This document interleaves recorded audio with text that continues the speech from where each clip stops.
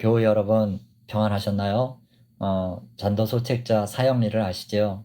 거기 보면 제1원리가 하나님은 당신을 사랑하시며 당신을 위한 놀라운 계획을 가지고 계십니다.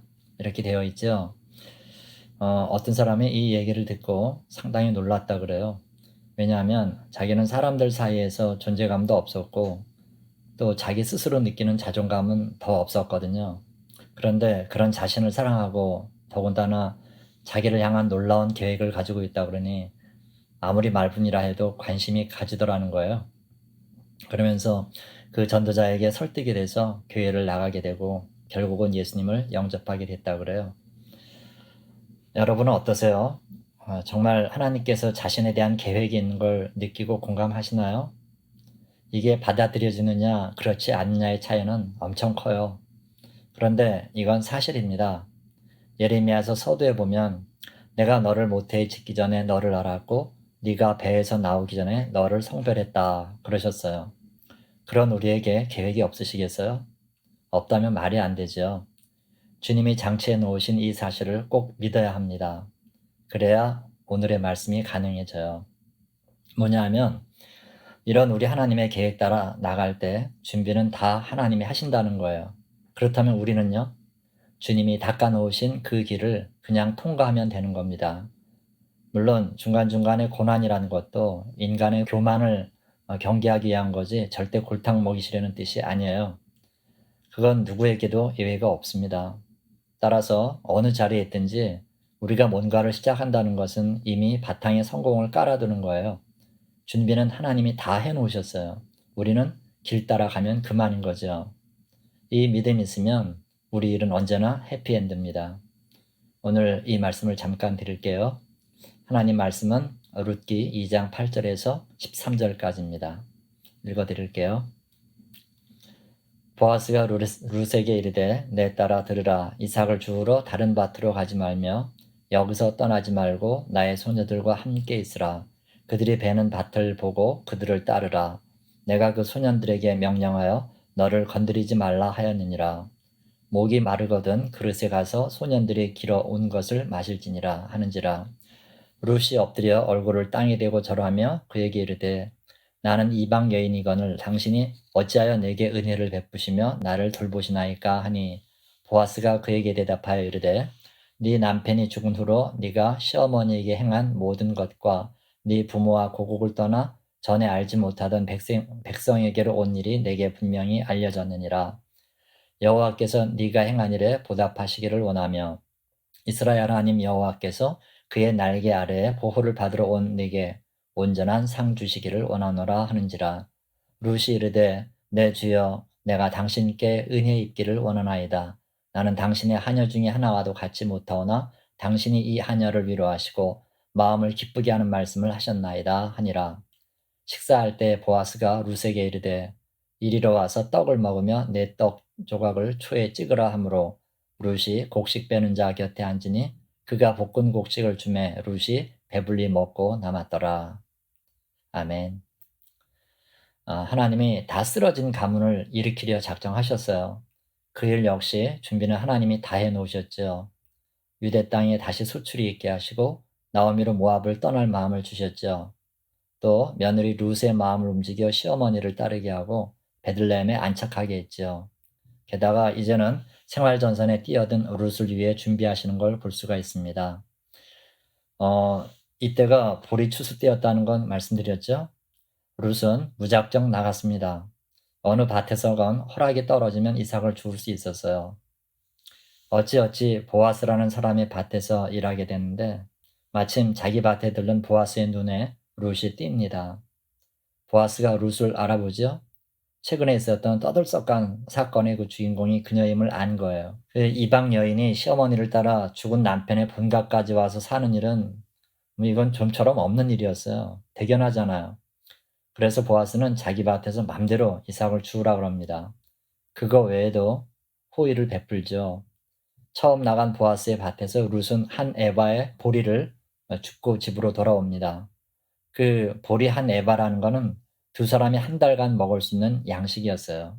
여러분, 의외로 인생은 아주 작은 데서 차이가 나는 것 같아요. 보세요. 오늘 나오미의 굶주림과 배부름 사이에는 뭐가 있었죠? 룻이 밭에 나간 것과 나가지 않은 차이, 그것뿐이에요.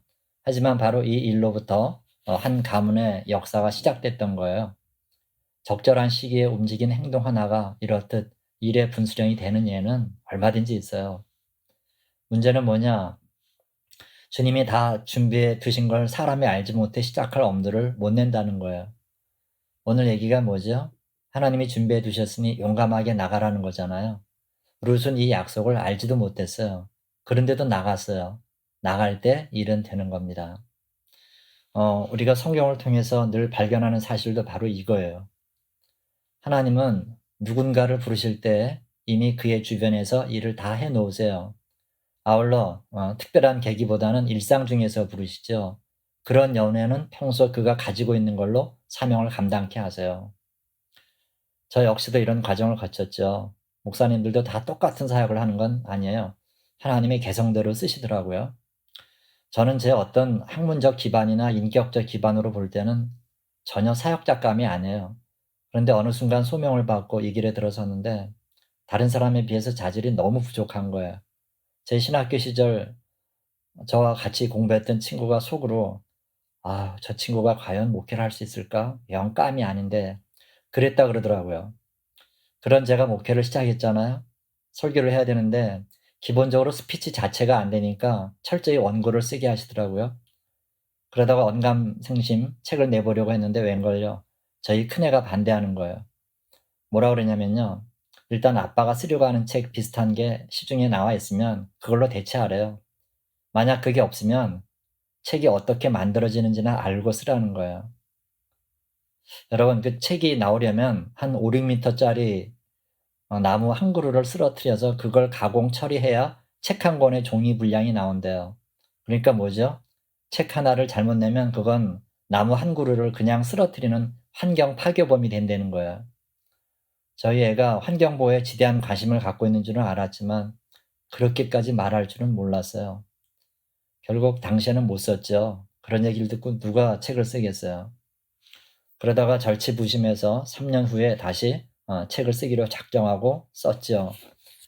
그때 제 딸의 반대가 저에겐 큰 도전이 됐어요. 그래서 나무 한 그루가 쓰러져도 괜찮을 만큼은 써야 되겠다 맘먹고 쓴 거죠. 그렇게 나온 책이 2012년에 그 홍성사에서 출간된 기도가 시작이다라는 책입니다. 느헤미야 묵상서인데 그 책이 5세까지 나오고 작년에 계약이 끝났는데 최근에 다시 5년 재계약을 했습니다. 2022년도에 재출간될 건데 표지도 바꾸고 이번에는 홍보도 한다네요. 아무튼 저는 그 책이 제 유일한 저서인데 그 책으로 재미를 많이 봤어요. 저도 모르는 새 느헤미야 전문가가 돼 있어서 큰 무대에서 강의도 했고 설교자로도 여러 번 초청받아 갔지요.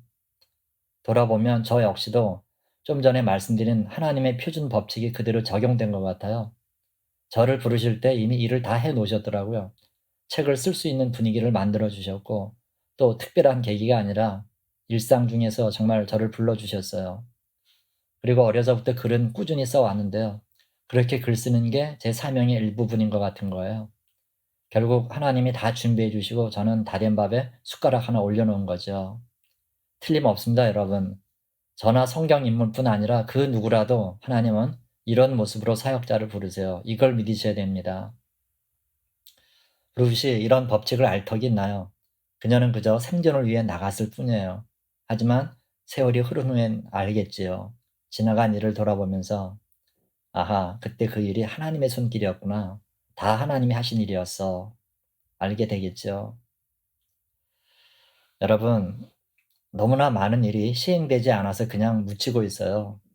준비하신 하나님을 믿지 못한 채 잔뜩 도사리다 그냥 지나가기 일쑤죠.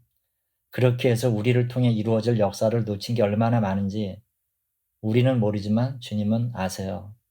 만약 그런 사례들을 슬라이드로 지나가게 하신다면 우리는 하나님의 그 완벽한 준비에 놀라고요.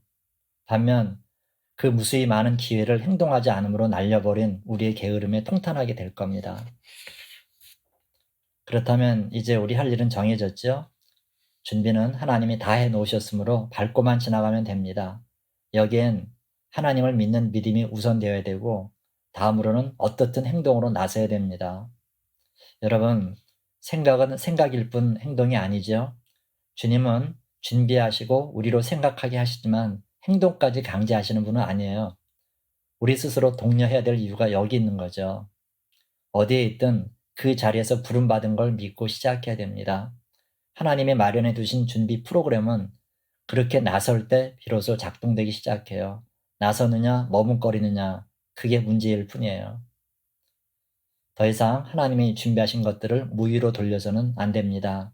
시작이 반이다라는 말이 있는데 우리한테는 시작이 반이 아니라 다예요.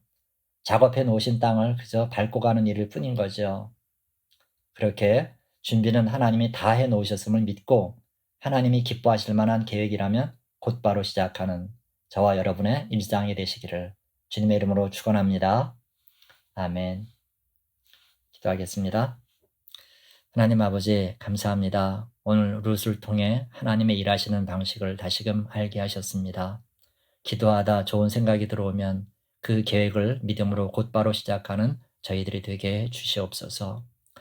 상황과 환경이 어떻든 준비하시고 앞서 땅을 곧게 펴주시는 주님의 열심을 생각하며 우리 또한 용기를 내게 주옵소서.